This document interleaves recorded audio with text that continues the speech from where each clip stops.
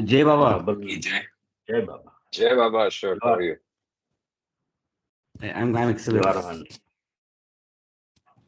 double entry, Ashok. Yeah, No, I thought it's on double entry. Correct. Okay. Okay. No single entry. Yeah. Ashokji, you want to start? I will read the. Uh, Yeah, please. Okay, Mamaji, okay. please.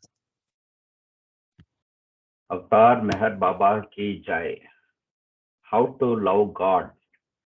To love God in the most practical way is to love our fellow beings.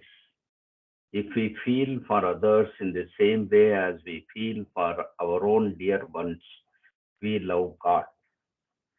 If instead of seeing faults in others, we look within ourselves, we are loving God. If instead of robbing others to help ourselves, we rob ourselves to help others, we are loving God. If we suffer in the suffering of others and feel happy in the happiness of others, we are loving God. If instead of worrying over our own misfortunes, we think of ourselves more fortunate than many, many others, we are loving God. If we endure our lot with patience and contentment, accepting it as His will, we are loving God.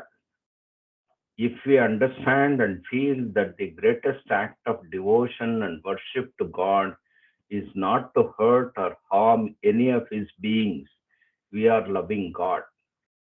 To love God as He ought to be loved, we must live for God and die for God, knowing that the goal of all life is to love God and find Him as our own self. Avatar Meher Baba ki Jai. The greatest detective story. Knowing that the goal of all life is to love God and to find Him as our own self.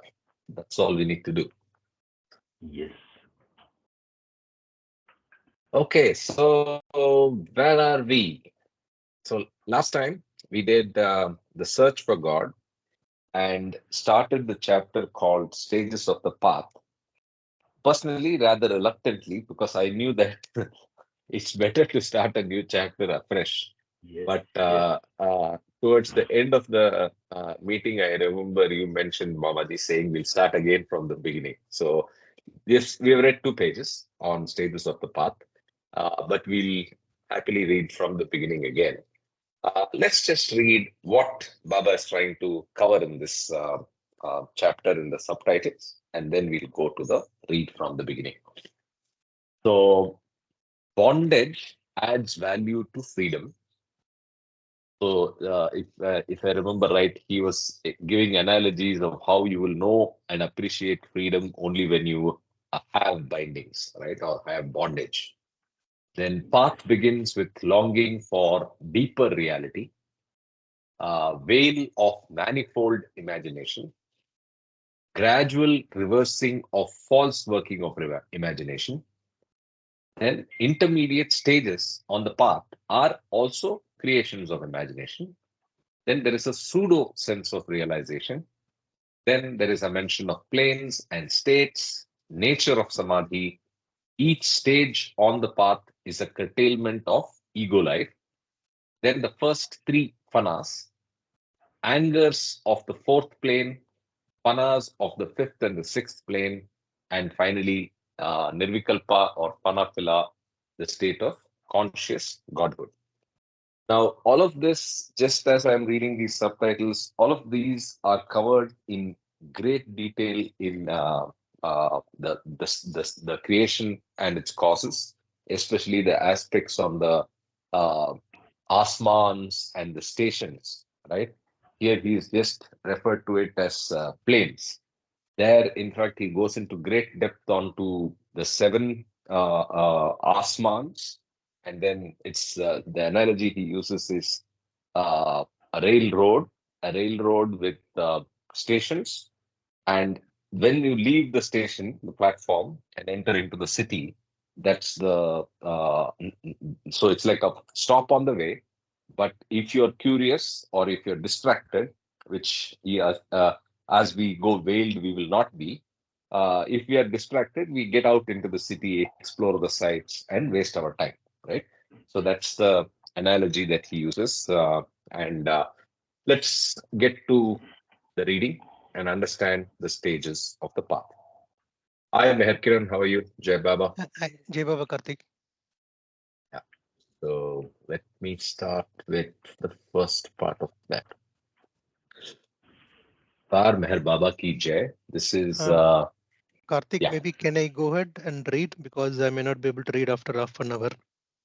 sure, sure. Yeah. So we are on page 128 on the physical book, and we are reading Stages of the Path. Please. Okay. Yeah. Jai Baba. Yeah, Baba. Stages of the path. 11, All, persons. All, All all. right. Sorry. all. Yeah. Okay. Yeah, yeah. Yeah. The All subtitle is persons. Bondage Adds to Value of Freedom, and then all persons. Yeah. Okay. Subtitle. Yeah. Bondage adds to value of freedom. All persons have to pass through the state of bondage, but this period of bondage is not to be looked upon as a meaningless episode in the evolution of life. One has to experience being caged if one is to appreciate freedom.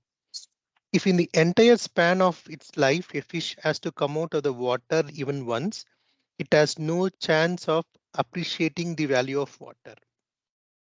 From its birth till its death, it has lived only in water, and it is not in a position to understand what water really means to its being. But, but if it is to be taken out of water even for a moment, it longs for water and becomes qualified by that experience to appreciate the importance of water. In the same way, if life were constantly free and manifested no the same way, if life were constantly free and manifested no bondage, man man would miss the real significance of freedom. To experience spiritual bondage and no intense desire to be free from it are both a preparation for the full enjoyment of the freedom that is to come. As the Like I fish was that saying, is, yeah, yeah, like I was saying, we had the fish analogy, water specifically. If you're not exposed to the fact that there is life beyond the water, and you're completely in water all the time, you'll never appreciate freedom, right? So being bound is important. Caging water, yeah. Go ahead. yeah, Path begins with longing for deeper reality. right. As the fish that is taken out of the water longs to go back in the water, the aspirant who has perceived the goal longs to be united with God. In fact, the longing to go back to the source is present in each being from the very time that is separated from the source by the wheel of ignorance. But the being is unconscious of the longing till it, as an aspirant, enters the spiritual path. One can, in a sense, become accustomed to ignorance, just as a person in a train may get accustomed to the dark, darkness of a tunnel when the train has been passing through it for some time. Even then, there is a definite discomfort and a vague and undefinable sense of restlessness owing to the feeling that something is missing. This something is apprehended from the very beginning as a being of tremendous significance. In the stages of dense ignorance, this something is often inadvertently identified with the variegated things of this mundane world.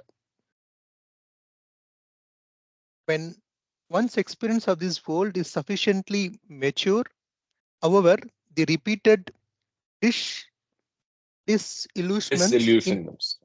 disillusionments in life set one to the right track to discover what is missing. From that moment, the individual seeks a reality that is deeper than changing forms. This movement may aptly be described as the first initiation of the aspirant.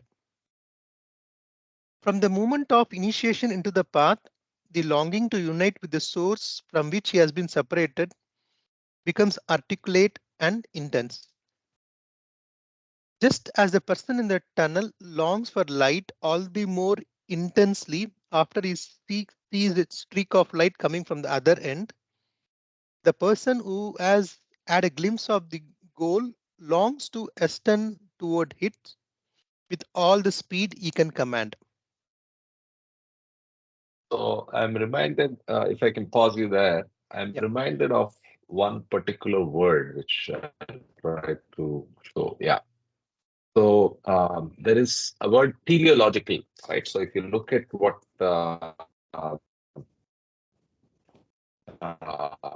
is said in in fact, the longing to go back to the source is present in each being from the very time that it is separated from the source by the veil of ignorance. So if you, in fact, we can mark this out, right? So this is nothing but teleological, right? So relating to the doctrine of design and purpose, and it basically all of life needs to have is driven by a purpose, right? So there is a school of philosophy which says that everything is driven by a purpose. So if evolution happened, if people are getting born and people are dying, there is a purpose to it, and that purpose is what beautifully Baba has packaged and presented to the world like nobody has in the divine team and in God Speaks and Discourses together, right? So that's the word I was reminded of. So if you look at why microorganism to an elephant to you and me are living, it is because of that line Baba said in Discourses. The longing to go back to the source is present in each being from the very time that it is separated from the source by the veil of ignorance. Right? So, any other thoughts? Any comments? Hi, Kama. Good to see you after a long time. You sneaked in and sneaked out yesterday.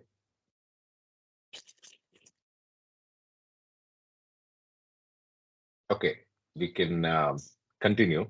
Any thoughts, any questions before we go to veil of manifold imagination? Jay Baba, Karthik. So Yeah, basically, it's the drop in the ocean going back into the ocean of reality. correct. And So, so the entire, if you look at the chart, I think it's chart 8. So the whole thing of splitting and waking up from beyond the beyond to beyond, and then the state to it, everything is driven by that purpose of having reaching divine union again, right? So that's all there is. But you go through the whole drama, the whole 9 yards of the I don't know, thousands of yards of cinema reel to get to that end state. absolutely. Yeah. Okay. Yes, yeah, I'll that go Kiran, ahead. we Yeah, can start. yeah, Yeah, go ahead. yeah. On the spiritual path, there are 6 stations, the seventh station being the terminus or the goal. Each intermediate station is, in its own way, a kind of imaginative anticipation of the goal. The veil that separates man from God consists of false imagination, and this veil has many folds. Before entering the path, the person is shrouded in this veil of manifold imagination, with the result that he cannot even entertain the thought of being other than a separate, enclosed, finite individual. The section we are reading is Wheel of Manifold Imagination. The ego consciousness as crystallized out of the working of the manifold false imagination, and the conscious longing for union with God is the first shaking of the entire structure of the ego, which has been built during the period of the false working of imagination.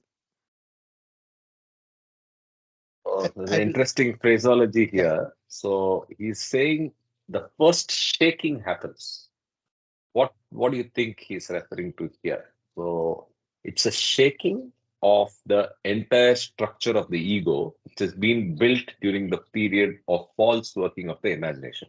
Till now, we all agree that there is a false working of the imagination, which is basically we attribute a certain reality, which is actually only apparent and not it's actually illusory, and that happens right through all the stages of evolution and everything.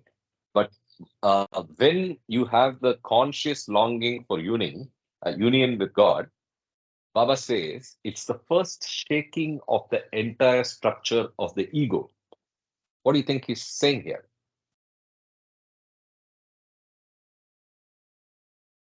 Anybody?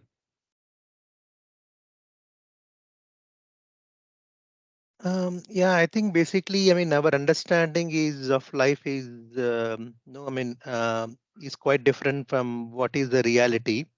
So when we have to realize that no, our goal is different, it is in fact it hurts the ego. I mean, whatever we are assuming. So that's what I believe. When the Perfect. conscious longing for union with God is the first shaking of the entire structure of the ego, So, right? so if you first encounter spirituality and it hits you, then it actually is a challenge to all that you have sometimes stood for in your life. So you might Right. be at whatever stage, right? You might be in your 40s, you might be in your 50s, in your 60s. You might have stood for certain things and said, do this, study well to your children, make money to somebody else, be moral, whatever, right? All those things are what the idea of you stands for. You as in the individual person. And that's the structure you're used to. And when you realize that the goal of life is only to reach divine union, all of those actually become less important than that goal. And that goal redefines everything. And that's a big blow, like you rightly said, Kiran, to the ego, because it now has to define everything from scratch. Yeah, Right. the identity itself is lost. Right. So that's what Baba's saying by that one phrase there. If you take this analogy to the fish in the water, Water. so the Mhm. moment the till the moment it is out of water, it is having a drive in its life, assuming that water is always going to be there, Available. available. It So it takes it has for a granted. purpose, it has a false purpose of which it has built on its own imagination. That is the drive. That drive is the ego. But once it experiences a life outside for an instant at least, or the awakening towards the spiritual path, everything becomes topsy turvy in sort of. So you start realizing that the drive that you are using is not correct. So the drive or the goal is different from what is the goal you are assuming right now. So that is the turning point or the shaking that is referred to here, I feel. Yes, agreed. So what the very ground you're standing on suddenly shakes because you Yes. realize all that you knew and stood for is less important and not as important as God and union with God. Right. Anyway, let's continue traversing uh, Yeah. that, Kiran. And tell me when you want to stop. I know Yeah. you said Sure. you had Yeah. to leave early. Yeah. Yeah. Traversing the spiritual path consists in undoing the results of the false working of imagination or dropping several folds of the wheel, which has created a sense of unassailable separateness and irredeemable isolation. Thus far, the person had clung firmly to the idea of his separate existence and secured it behind the formidable walls of thick ignorance. But from now on, he enters into some kind of communication with the larger reality. The more he communes with reality, the thinner becomes the veil of ignorance. With the gradual wearing out of separateness and egoism, he gains on increasing sense of merging in the larger reality. The next So six, if you yeah, if so if you look at the coverage here, the what is being explained here, so it's a seesaw, right? So as you realize the true nature and to use a discourses phrase, as you realize the true values, the illusory values become less important to you, right? As you embark on the path, the fish realizes water is not available all the time, then realizes, hey, there's more to life other than just swimming around, and that drive that I had initially was wrong. And then you slowly remove the veils, right? So to use the analogy Ashok loves, the dust on the mirror is slowly wiped away, but it's not like one wipe and it's completely shiny and defectless, right? Faultless. So you slowly work on the mirror, polish it up, and then each uh, each move of the brush, each move of the cloth over the mirror is only uh, gradually unveiling the reality, right? So that's what he says. So if you look at it, it's a gradual unfolding. The gradual undoing is what is described here, and that's the stages. Any thoughts? Any questions? Okay, let's continue. So that's why we this gradual unfolding, maybe through so many lives, that we'll have to realize. absolutely We yes. initially imagine that it is sort of a thing which happens in the same life, but Correct. it's a gradual Absolutely. process of change over births and deaths. Well, may Baba give us the gift of quickening the pace on that, so that if it is hundreds, let it be of tens of births. If it is thousands, let it be hundreds of births. So, with that prayer, let's continue.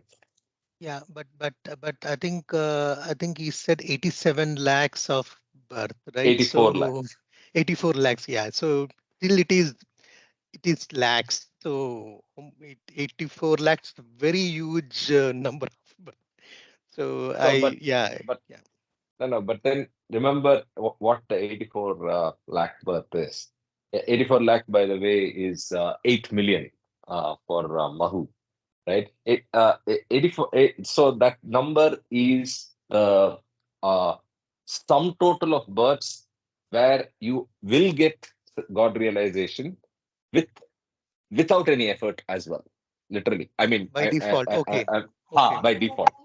But But the idea is to reduce that number. And like I was saying, with the grace of the perfect master, you can significantly quicken the number of births. A cop but out answer, a lazy answer could be, hey, that's the whole thing. The whole canvas is 8.4 million. I just go through this process and I don't care. That's a cop out answer. That's a lazy answer filled with, what should I say? Thomas. That's the best word I can think of now. A Vedantic expression. Thomas, right? That's a Thomasic response. Anyway, you were saying something. yeah, no, I think different topic is that no, but without the grace of an avatar or a perfect master, nobody, I believe, we cannot achieve the goal, right? So Hmm. some way or other, perfect masters or the avatar comes into. I mean, he draws our attention, right? They draw our attention, right? So don't you think that even in the 84 lakhs of birth, at some point of time when the soul, I mean, when the soul is no, I mean, the goal of the soul, right? I mean, we have Mhm. gone through all the things, and okay, now I need to find God or the desperation. Don't you think some point of time, maybe when we are nearing it, we are reaching the avatar or a perfect master? Or you think, because you said by default, right? So my understanding is some point of time, even in these 80 lakhs of birth, we are coming under their yeah. Absolutely, absolutely. I'm so reminded of Beam. So we'll go and read a phrase from that. Uh, so what you cannot not have the access to the perfect master or have the grace of the perfect master. Only the time matters. It could come in the 83rd lakh 999,000th birth, or it can come in the first birth. It can come in the seventh birth. It can come in the 5 lakh birth, whatever, right? But and Baba mathematically explains this, right? Mathematically, as in, or comprehensively explains this. Let me tell you what I was reminded of. And this is actually a different in a different context. He explains this. He explains it in it to define avatar. So if you see why Baba didn't need a perfect master, that was because perfect master was not existing when Baba got God realization the first time, the first soul, right? Mhm, But mhm. let's not go there. I'll just focus on the line which has the green highlights, right? Mm. So, or maybe we'll read a line before that. The first master could realize God without a master in the human form, whereas the subsequent masters always and invariably need some master for God realization. Got Full it. stop. Leave that just at the back of your mind. Now, he explains why. The reason is simple. God realization implies two things. First thing is inner poise. That is inner working, inner, the process of involution. All of that is what he's loosely terming and broadly defining as inner poise. So God realization implies inner poise as well as adequate adjustment with the universe. Again, adjustment is a very powerful word Baba uses in discourses, right? As well as adequate adjustment with the universe. And there's a bracket opening after that, which is the shadow of God. The universe is nothing but a illusory part, but it is a shadow of God, the macrocosm, along with everything it contains. Now he goes on. The first master, who is also the first incarnation of the avatar, attained both these things because it is the very goal of the initial urge seeking fulfillment. He did not have a master in human form. With regard to those souls who attain God realization subsequently, the two requirements, inner poise and adequate adjustment with everything in the universe. But there is one great difference. For example, for the soul who is second in attaining God realization, one of the important factors in his spiritual environment is the existence of a human God realized soul. Hence, while adjusting himself with everything in the universe, the second candidate for God realization is confronted with the problem of adjusting himself to the first master or God realized soul, who, as we have seen, is the indistinguishable form from the eternal avatar. In this case, the only adequate adjustment possible is unreserved acceptance of the bountiful help which comes from the first master. Refusal to accept this help is maladjustment to a tremendous factor in the universe, and this prevents God realization. So, if you don't adjust to the perfect master, you had it, Got it. right?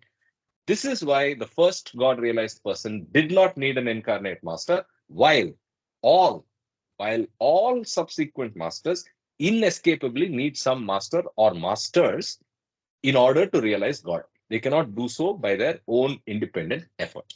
Okay. So I was reminded of that when you said, do you need it?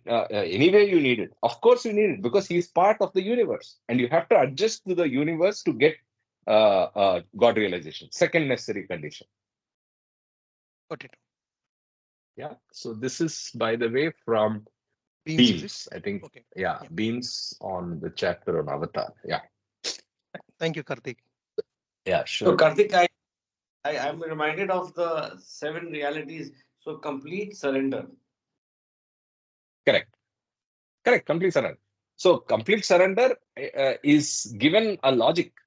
Why do you need complete surrender? Because Yeah, the yeah. context around you has perfect master, and you have to adjust to that perfect master. So, Yeah, yeah. but the I'm seven just, reality that matches to it is surrender. Perfect. I'm just correlating. I think Perfect. I Perfect. need to add something to this. Although Hmm. Baba doesn't talk a lot about the divine love in Hmm. discourses, because this is written, Baba said, for the future people to come to him, particularly discourses.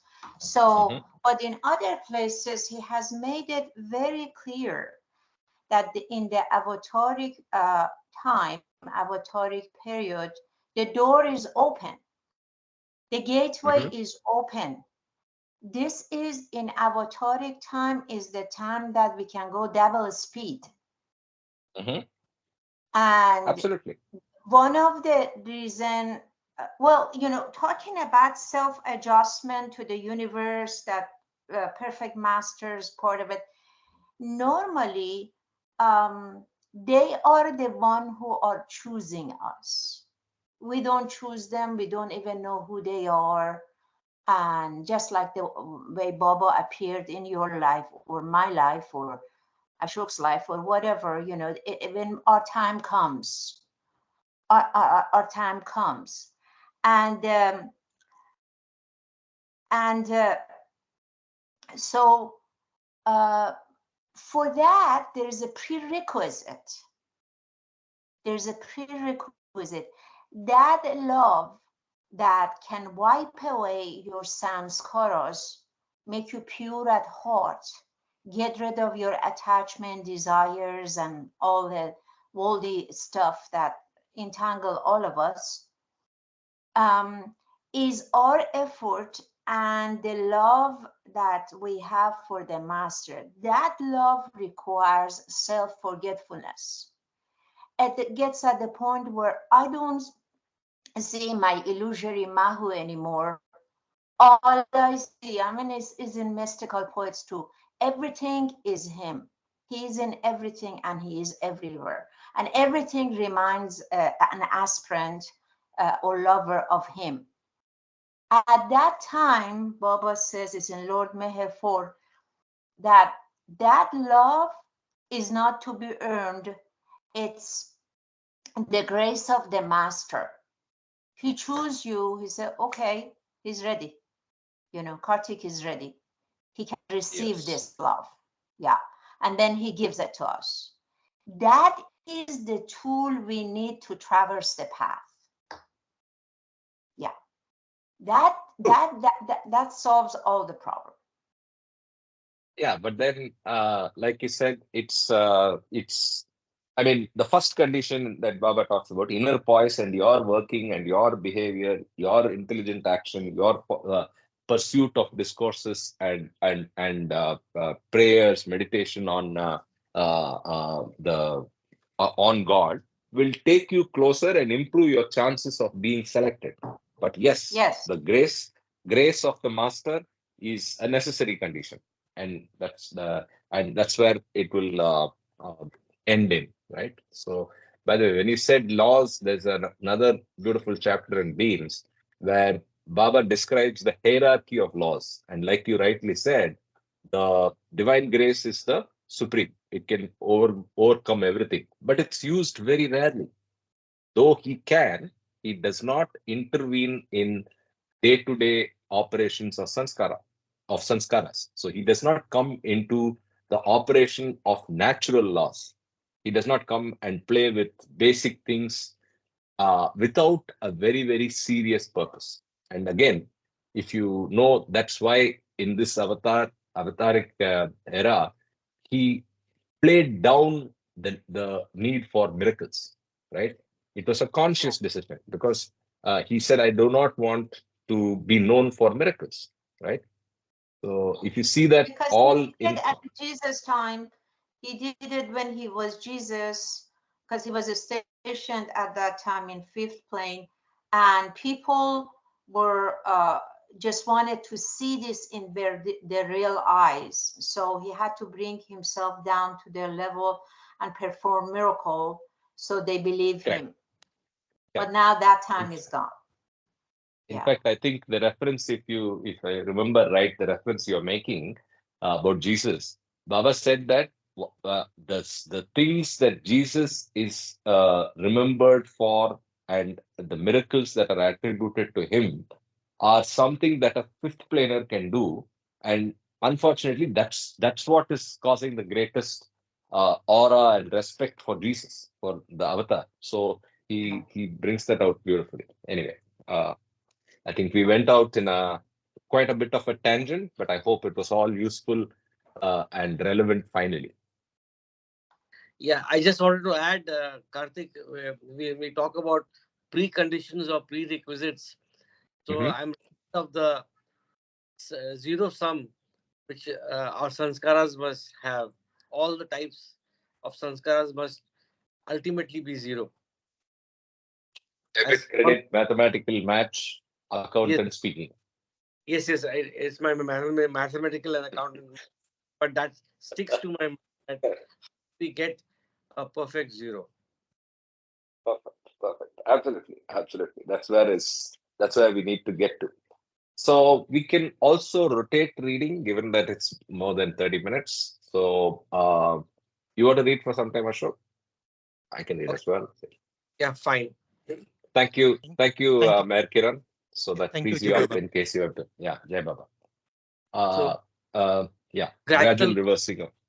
Yeah. yeah. I'll start with the subtopic: gradual reversing of false working of imagination.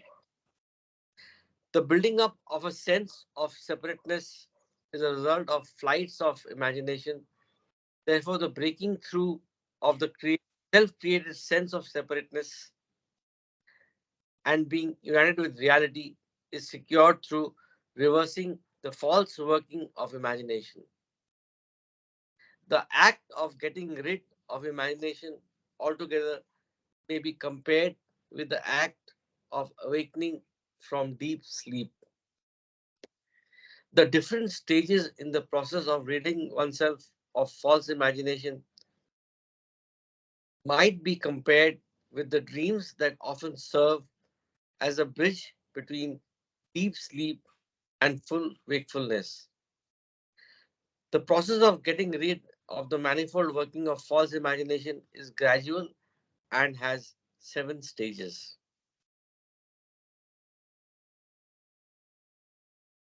The shedding of one fold of the wheel of imagination is decidedly an advance toward light and truth, but it does not amount to becoming one with reality. It merely means renouncing the more false imagination in favor of the less false imagination. There are different degrees of falseness of imagination corresponding to the degrees of the sense of separateness constituted by ego consciousness. Each stage in the process of ridding oneself of false imagination is a definite wearing out of the ego. But all intermediate stages on the path until final realization of the goal consist in leaving one flight of imagination for another. They do not amount to cessation of imagination. Fascinating, right? So Uh, that's So basically, they're saying we are on the right direction or the right path, but it's still far from the goal. Would that be another way? so yeah, that's one way of looking at it. The other way of looking at it is basically you're jumping from one illusion to another, one falseness to the other, one flight of imagination to another flight of imagination. Because basically, till you get to the seventh plane and get to the knowledge and nirvikalpa state, you are it's all imagination only. Only the nature of the experience and the focus of the experience is different, right? But that's what you go through. You go through one fold to the other, from one veil to the other, and so on and so forth. Right? One thing we need to keep in mind that even though that we are in the path and we may be leaving one flight of imagination to the other, we should not be thinking about it. That in this stage, surrendering to the will of beloved or will of God just help us so much. Um, you know, uh, some people may get very attracted to what they're experiencing in inner plane of consciousness, and some people, there has been examples when when somebody got in third plane of consciousness, for example, they thought that they have reached God, their God realized, and they went around. I don't remember the name. They went around and said, "Oh, I'm God now. I'm God realized. I can do this. I can do that." Da, da, da, da. For that, also, Baba says to be very careful. Yeah, I think at that point, I mean, this is like a parallel force that is working, and we're getting a vibe of it. One parallel side is imagination. The other one is truth, love, or Baba. So the more wisdom that we gain from the light, from that side of light, truth, the more we can see also the imagination. And that's where that inner poise come in. You don't fall into the Perfect. trap. Yeah. Perfect. Like that. Perfect. Yeah. Karthik, Sure. if I may add, I think the while stage 3 is what Mau referred to is correct, but the challenge, or the greatest challenge, or one of the most difficult stages is to cross from stage Fourth 4 to plane. Yeah. stage 5. So stage 4 is the place where you can get caught in fantasy, or you know uh, feeling that you have reached uh, your goal, and you may get trapped in stage 4. I think that's what I read some in our You're reading. right. You're right. Yeah. So the greatest, I mean, fourth also has the risk of falling back. So that's what fourth is famous for, fourth plane. So if you, Fourth, yeah. yeah, Fourth also the you have second, absolute power. Fourth, you have yes, absolute power. yes, Power more than energy and anything. And that's why it's very tempting for them to use the power, which use the powers. makes them fall down.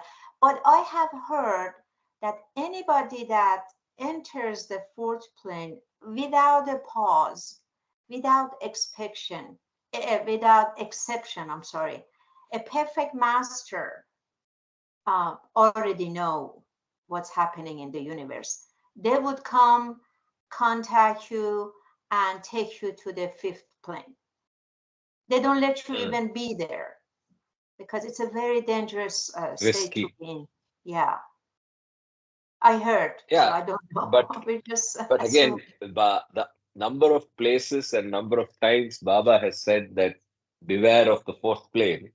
I think when you're on the fourth plane, even if the master is trying to tell you something, maybe you don't listen. That's why Baba has said it so many times for us to be careful.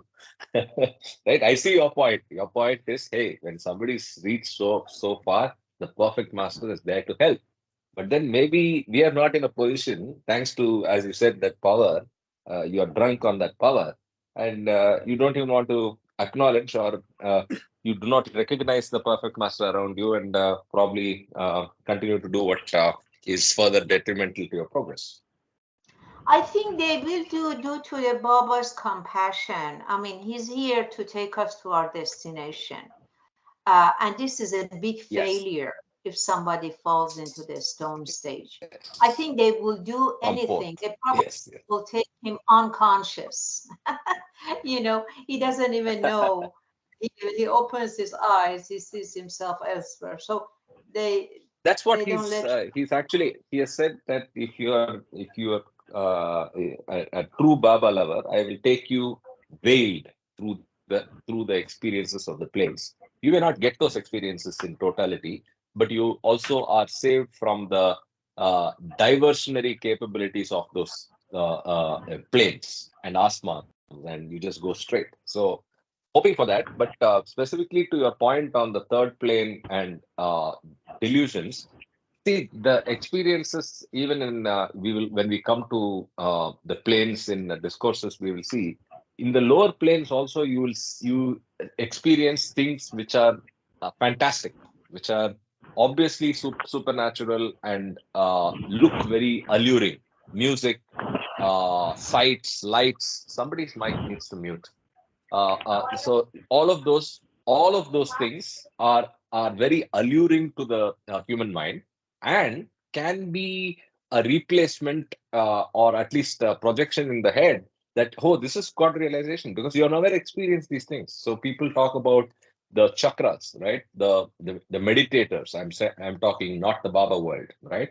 So they experience things when they meditate, and they believe that is a moment of God realization, or at least getting there. So that's the temptation, and we have to be away from it. The big picture should be clear in our heads. Yes, Ashok. Intermediate stages on path are creations of imagination. These flights of imagination do not bring about any real change in the true being of the self as it is. What changes is not the self, but its idea of what it is. Suppose in a daydream or fantasy, you imagine yourself to be in China while your body is actually in India. When the fantasy comes to an end, you realize that your body is actually not in China but in India. From the subjective point of view, this is like returning from China to India.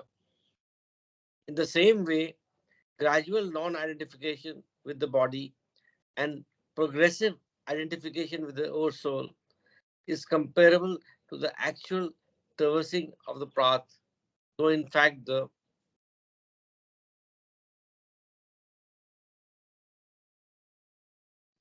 different intermediate stages on the path are all equally creation of the play of imagination.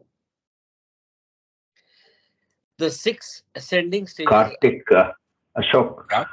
I think you can repeat that sentence. It is very profound, I feel, Yeah, definitely. understanding.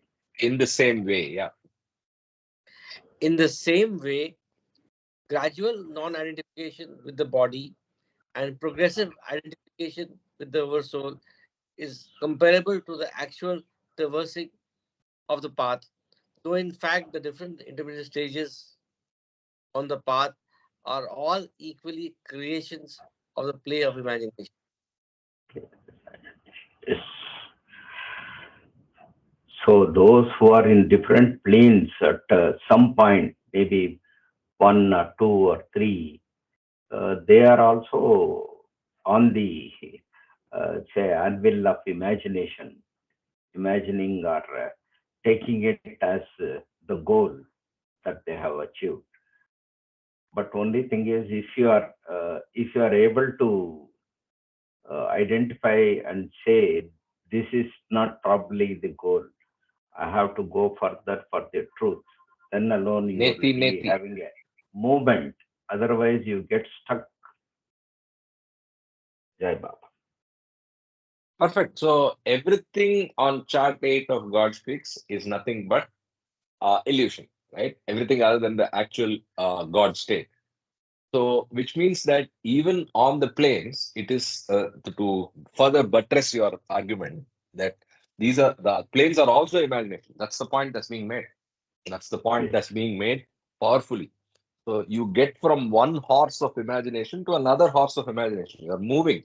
The horse is different. The horse has different colors, different speeds, whatever. But it's still a horse which is imaginary, right? So to take an analogy of a race, right? Yes. Yeah. Next title.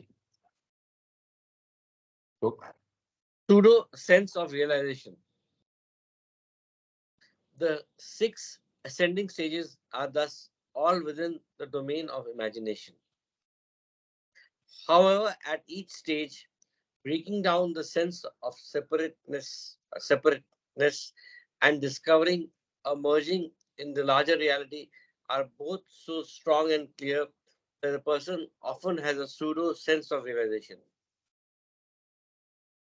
Just as when a person climbing a mountain comes upon a deep valley and is so fascinated by the size of it that he forgets the real goal and believes for a time that he has arrived at his goal.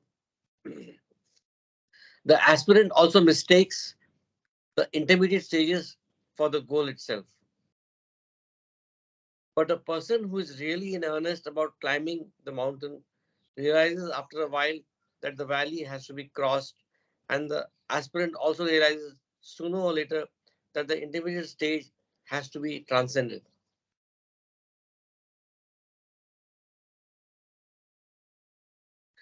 The pseudo sense of realization that comes at the intermediate stages is like an individual dreaming that he has awakened from sleep, although he is actually still asleep. After becoming awake, he realizes that his first feeling of awakening was really a dream. Beautiful analogy, right? So you're waking up in your dream. So you're still sleeping. In the dream, you're dreaming of dreaming. And in that dream of dream, when the dream in the dream ends, you wake up. But you're not waking up, you're not actually awakened really. So it's a beautiful, beautiful analogy to say all the stuff that we've been Yes, discussing for yes, the last few lines, right? yes. All yeah. Okay. Planes and states. Each definite stage of advancement represents a state of consciousness, and the advancement from one state of consciousness to another proceeds side by side with crossing the inner planes. The six intermediate planes and their states of consciousness have to be experienced before reaching the seventh plane, which is the end of the journey and where there is final realization of the God state. A plane is comparable to a railway station where a train halts for some time, and the state of consciousness is comparable to the movements of the passenger after getting down at the station.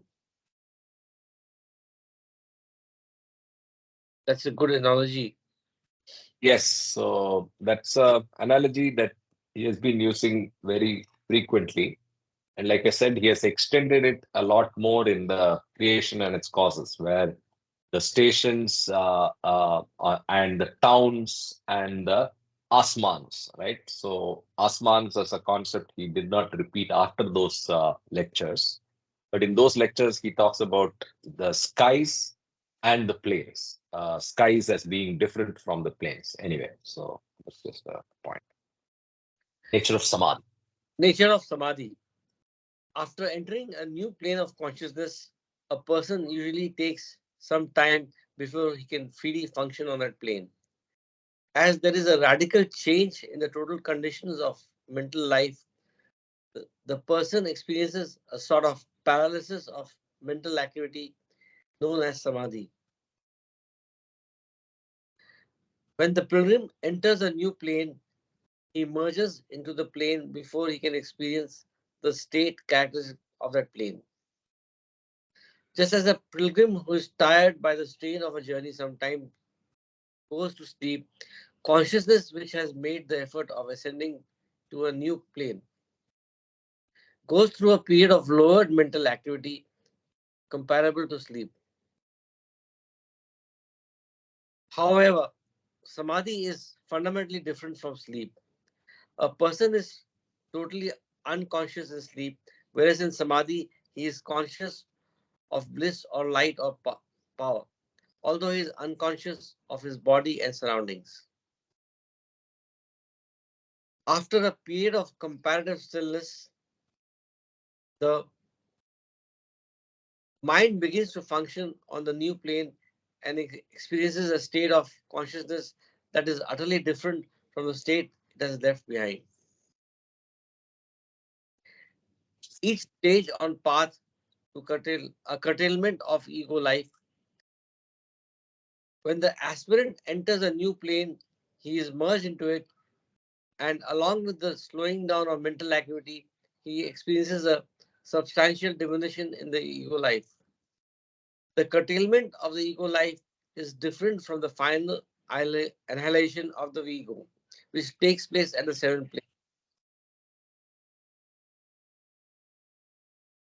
But like the final annihilation at the seventh plane, the different stages of the curtailment of the ego at the intermediate six planes deserves special mention owing to their relative importance. In the Sufi spiritual tradition, the final annihilation of the ego is described as fanafila, and the earlier samadhi of six planes of duality have also been recognized as kinds of fana, since they also involve a partial annihilation of the ego. So another phraseology that is used elsewhere is minor fanas, and then the last fana being the fanafila. So annihilation of the ego in levels is the minor fanas, and then the final fana is fanafila. So, for fanafila can be Nirvikalpa. and or is equal to the total annihilation of manonash. Manonash, yeah. Anyway, that's going to get covered in subsequent subsequent paragraphs in Okay, this chapter itself. Yes. Now we get to the first three fanas. Go ahead. yeah. The first three fanas. Through all these fanas of ascending order, there is a continuity of progression toward the final fanafila, and each has some special characteristic. When the pilgrim arrives at the first plane, he experiences his first fana or minor annihilation of the ego. The pilgrim is temporarily lost to his limited individuality and experiences bliss. Many pilgrims thus merge, think they have realized God, and hence get stuck in the first plane. If the pilgrim keeps himself free from self delusion or comes to realize that this attainment is really a transitional phase in his journey, he advances further on the spiritual path and arrives at the second plane. The merging into the second plane is called fana-e-batili, or the annihilation of the false. The pilgrim is now absorbed in bliss and infinite light. Some think they have attained the goal and get stranded in the second plane, but others who keep themselves free from self-delusion march onward and enter the third plane. The merging into the third plane is called fana-e-zahiri, or the annihilation of the apparent.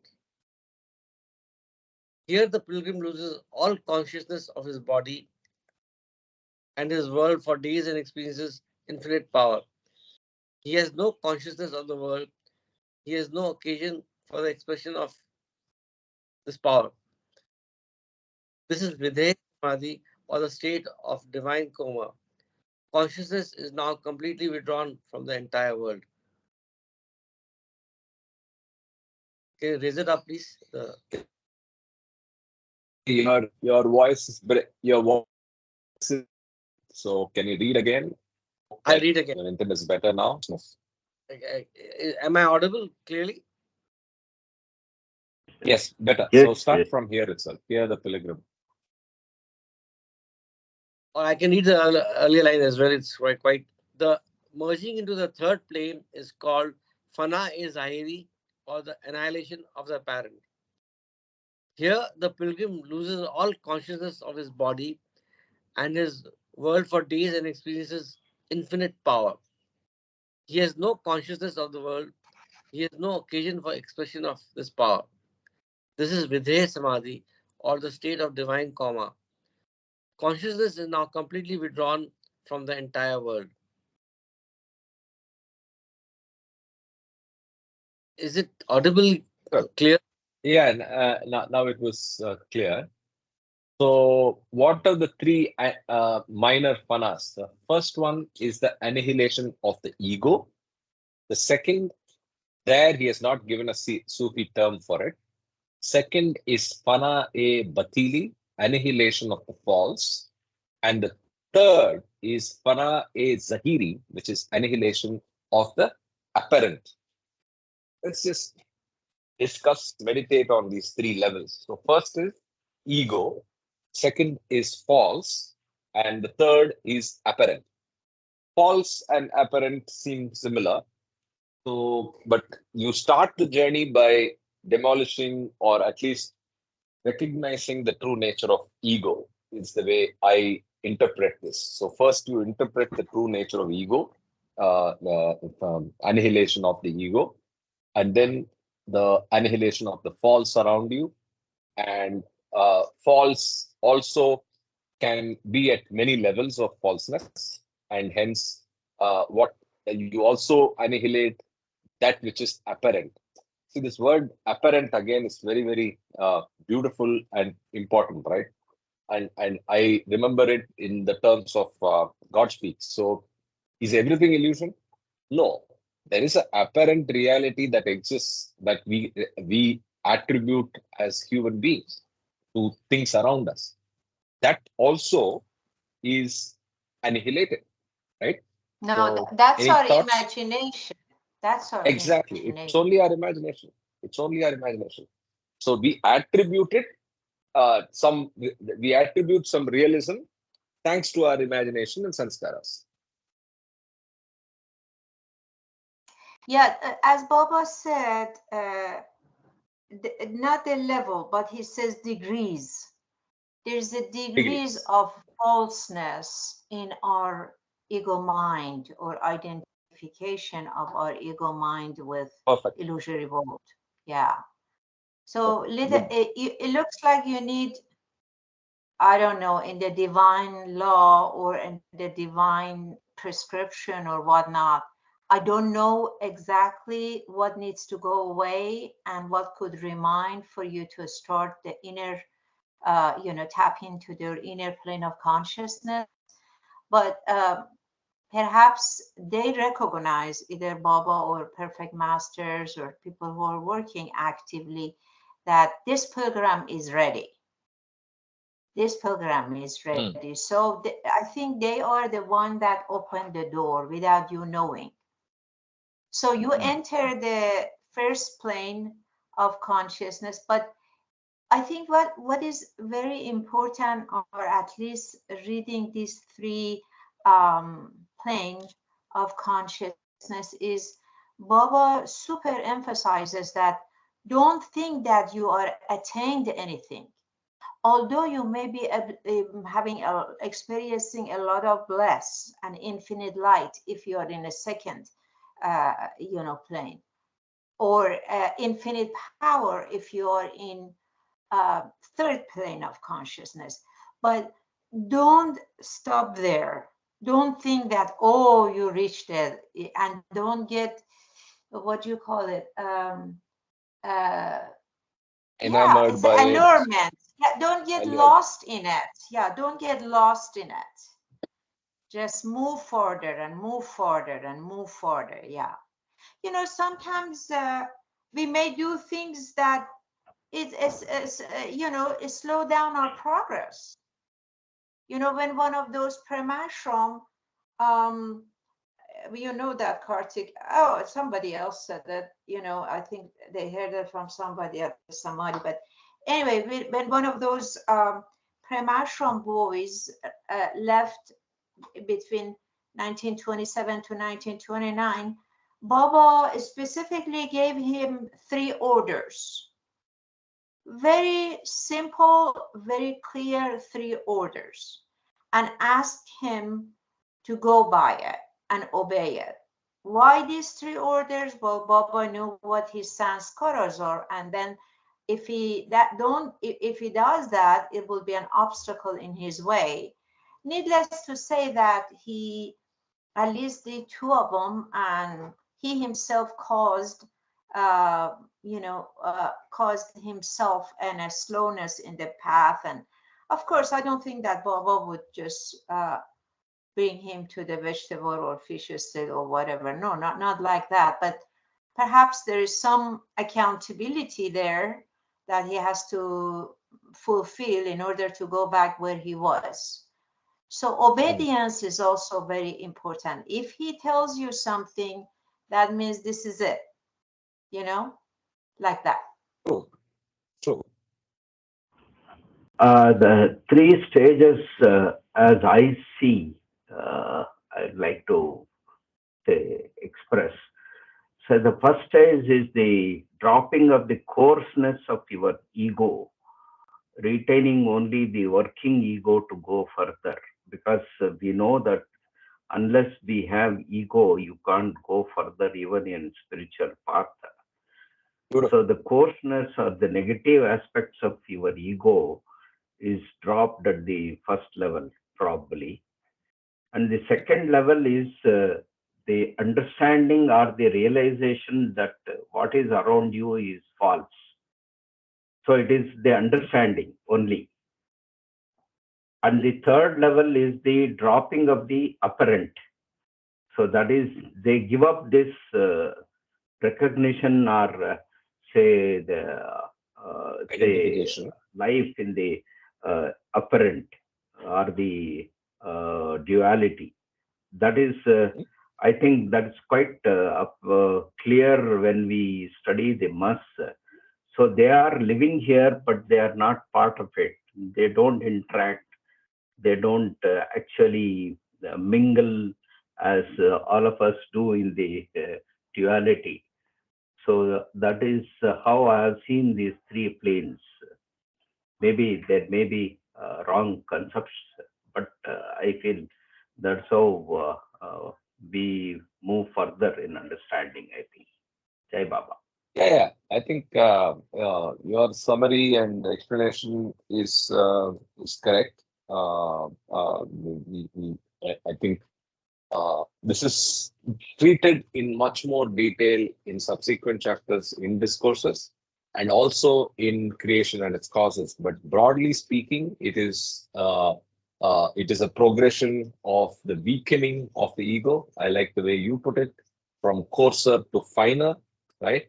And you use the tool of the professional working ego, and you shed the wrong attributions that you have in the earlier stages. As you progress in the planes, you shed the wrong identification, wrong attributions, and get finer and finer, and so on and so forth, right? So yeah, we will also see uh, the planes journeys after we finish uh, this chapter. Okay, please, uh, Ashok, you want to continue, or I can take over as well? Yeah, you can take. But I just wanted to say that the state of Hmm. divine comma, is that what Mhm.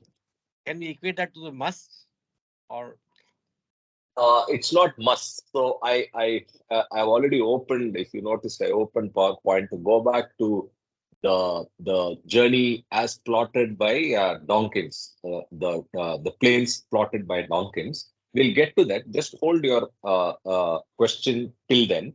Divine okay? coma is not must. It's more like majzub. Majzub is not conscious of the creation, but he is in a state, right? So it's closer to majzub than mast. Mast is a very, very specific definition, right? So it's Okay. not. Yeah, we'll get to seeing the planes as plotted by Dawkins just after this, after we finish the up to Nirvikalpa Samadhi. So I'll continue. Yes. If the pilgrim advances still further, he arrives at the fourth plane. The merging into the fourth plane is called Pana e Malakuti, or annihilation leading towards freedom. So first one, ego. Second one, falseness. No, what is the second one? Falseness. Third one, apparent. Fourth one, freedom, leading towards freedom. Annihilation that gives you freedom. The pilgrim, by the way, the subtitle is called Dangers of the Fourth Plane.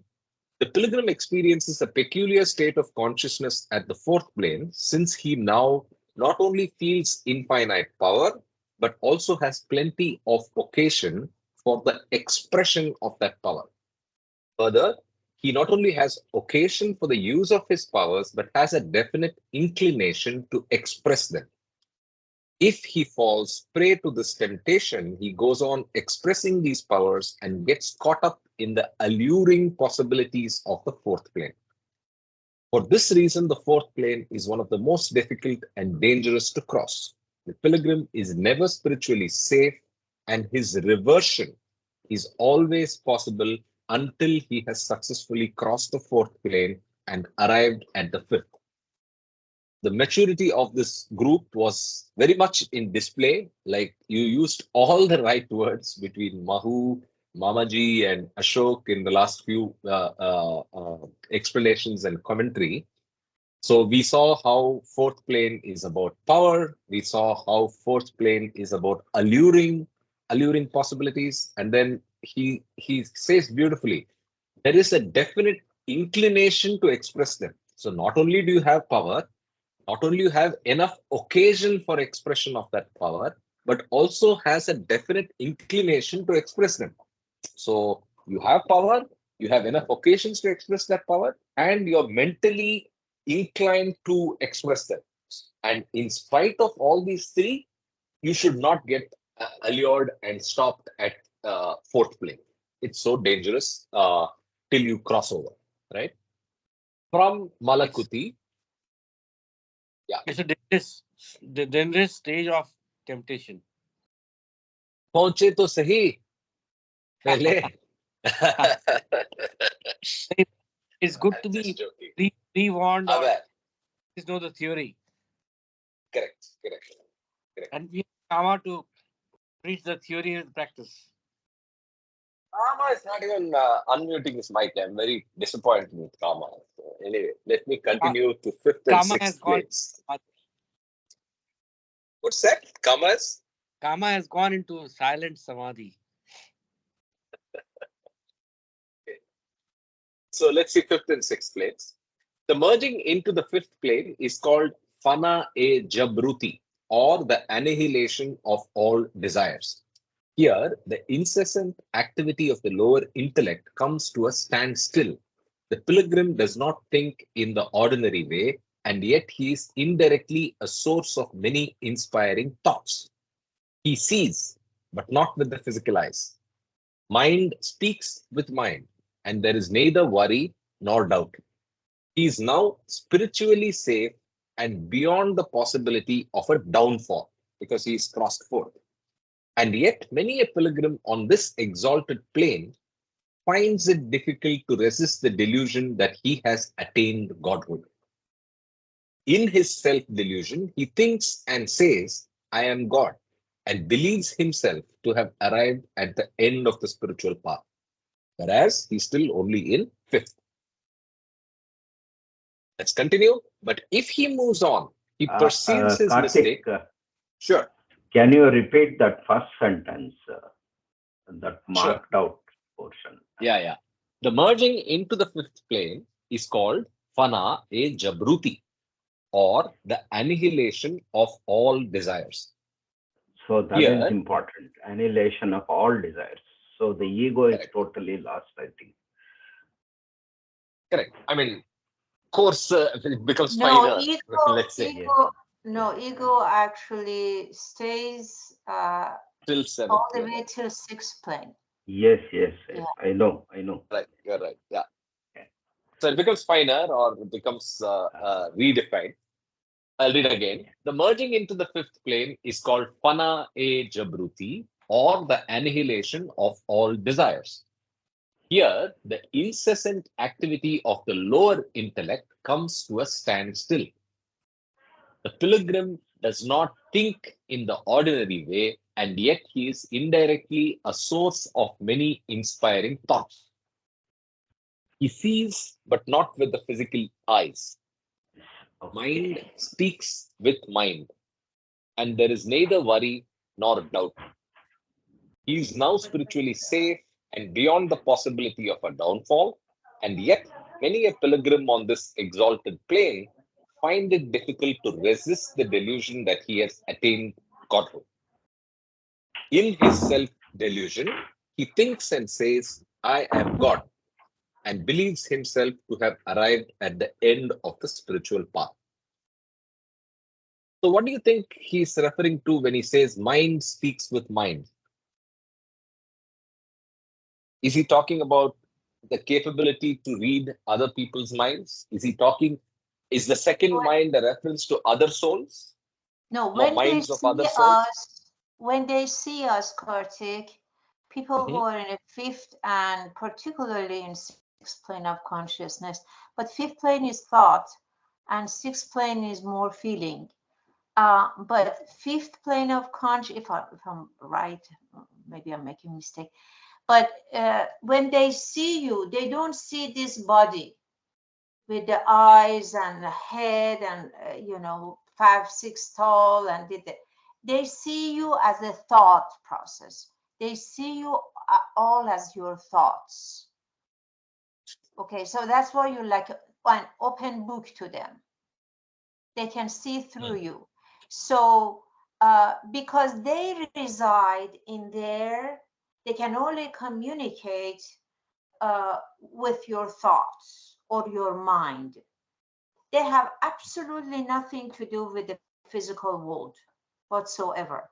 They don't eat, they don't, all those five senses, probably one or two is left. The rest is all gone when you're in fifth plane. So I think that's what it means. Mind speaks with mind. So yeah, so the reference is to other minds, right? So if I am in the Yeah, fifth plane, I'm able to yeah, look at other people and see something which I could not see before. So when I see you, normally I see Mahu, I see Mamaji, I see Ashok. Whereas if I'm in the fifth plane, I will see you as your truer nature, which is you're a bundle of thoughts, your sanskaras, all of that will actually be visible to me, I think. yeah, yeah. They see you like that. That's why, if you encounter people like that, particularly some of the mandalis were like that, is they they know what you're going to talk about, or they know your thought process. They bring it up before you even have an opportunity to talk about it. That's where mind talks with mind, I think. Correct, I correct, think correct. it is an expansion of equating with other souls, or the process of unity.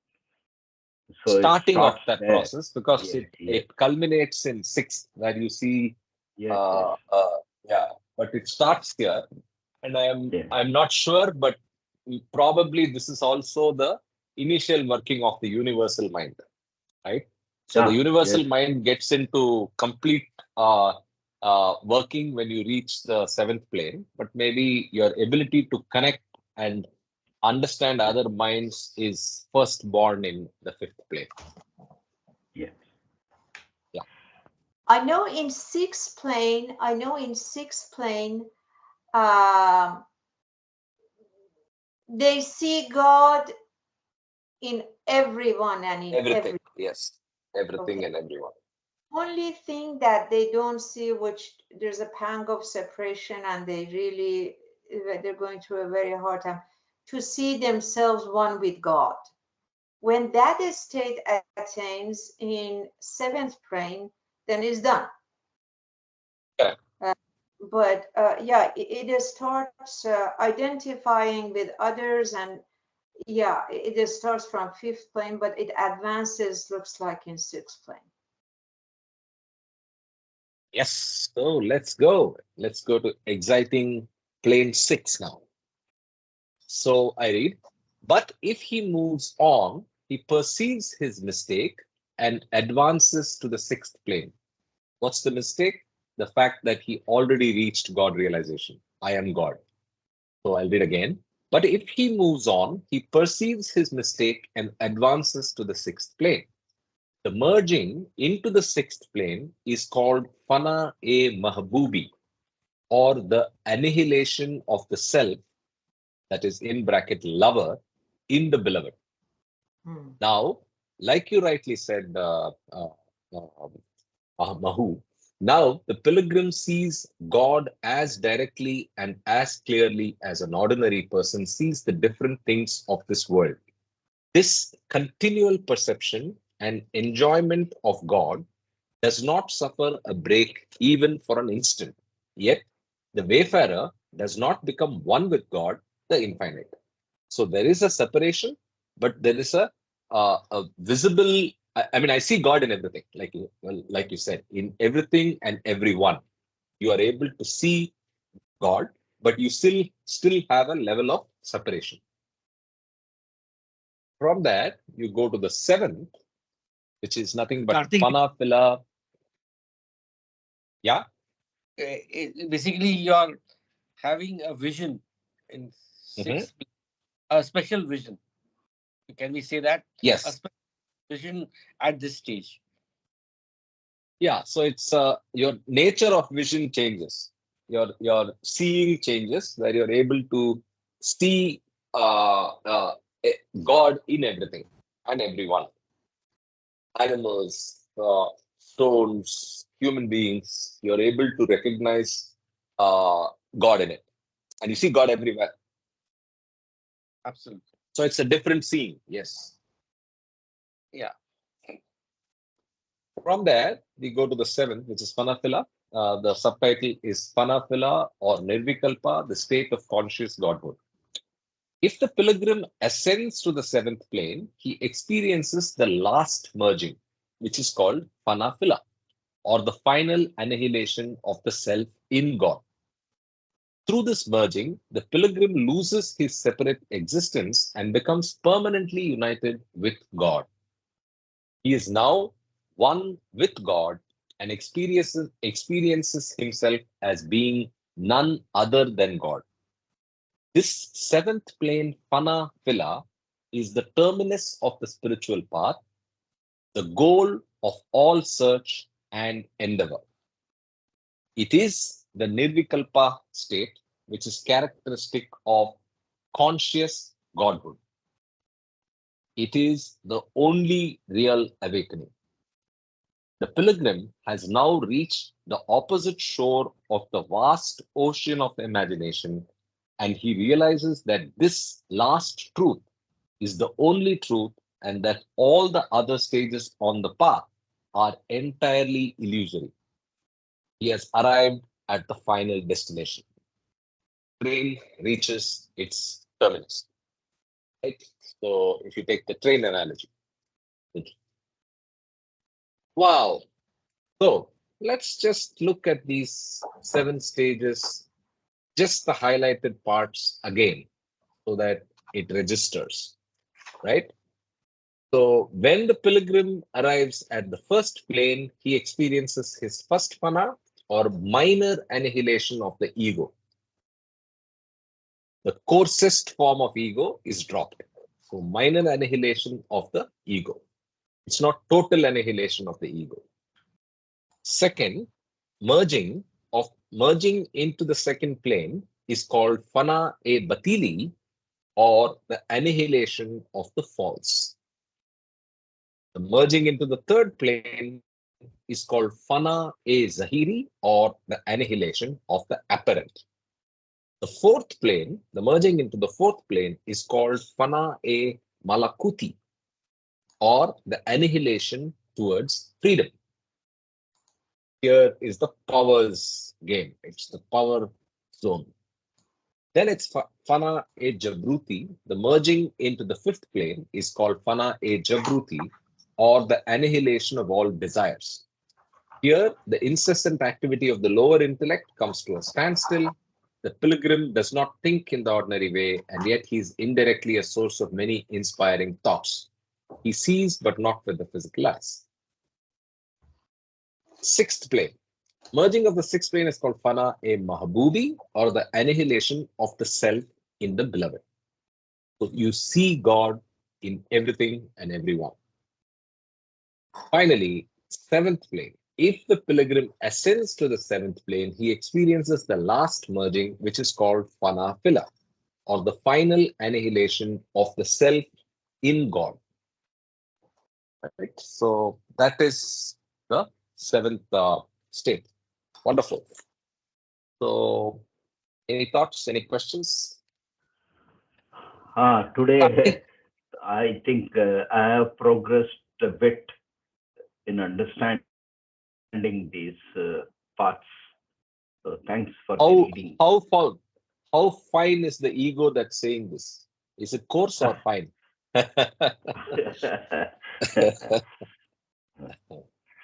Yeah. So to add to what Mamaji has said, I'm again reminded of the pyramid. I don't know why, Mhm. but we are on the path, and as we shed our, um, sanskaras, as we Yes. move to the path, and the goal is just to unity with the highest of the high. So basically, I'm reminded of the pyramid.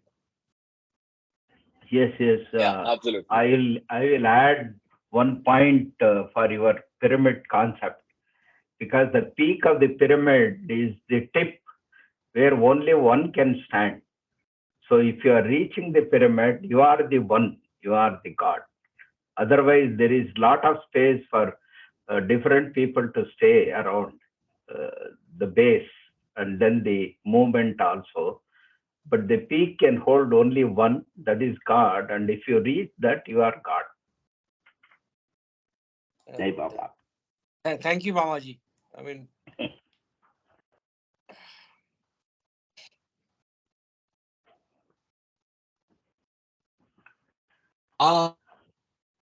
good analogy. Single point of the top of the pyramid. So if you look at Donkin's explanation of the states and consciousness, so if you look at first to the seventh plane is the Madzub, and if I'll come from the bottom side. Sorry, yeah. So we saw that must and God intoxicated and Ma Allah. That's from the first to the fourth plane. When you lose creation consciousness completely after reaching God realization, the test is after reaching seventh plane. Then you're Madzub. So I take back what I said in the sense must could also be included in the lower planes. Ashok, to your question, who are in various levels of non-association with creation consciousness, right? So they are from first to sixth plane, right? And yeah, I think this gives you a state. So first and second plane is initiate, if you remember. Third and fourth is advanced. Adept pilgrim is between fifth and sixth. And finally, you go to the seventh plane where you get God realization, right? So as you said, Mamaji, it was a nice, lovely reading and insightful. Yes. I took away many things. Yes, yes. This as graph well. is also makes it better for our understanding today. Yes. Correct. So this is actually the summary. So it starts with three views. You start with the view of the definitions of the advanced souls as per Baba. And then you see them as pilgrims. That's another dimension of viewing this. So you start from the third one, which is first and second plane is initiate pilgrim. The third and fourth is advanced, and then adept pilgrim is fifth and sixth.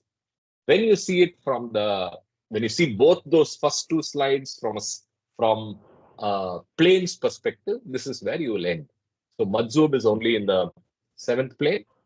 God intoxicated souls can be on any plane, and Ma Allah and God communed, which is God commune, can also be on any plane depending on their state. Then you have Mashgul and God absorbed, two states. They will not be in the fourth. They don't have power, but they could be between 1 and 3 and the fifth plane. Rarely in the sixth plane. Rarely in the fifth plane. Then this we already saw. So I think all of these slowly are registering in our heads, and I think we get better at understanding how this journey is, right? Cool. Before we end, any questions, any thoughts, any comments?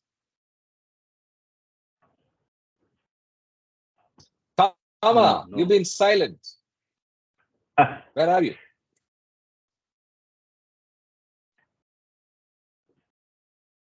Kama. Ashish has been silent. I'll stop recording.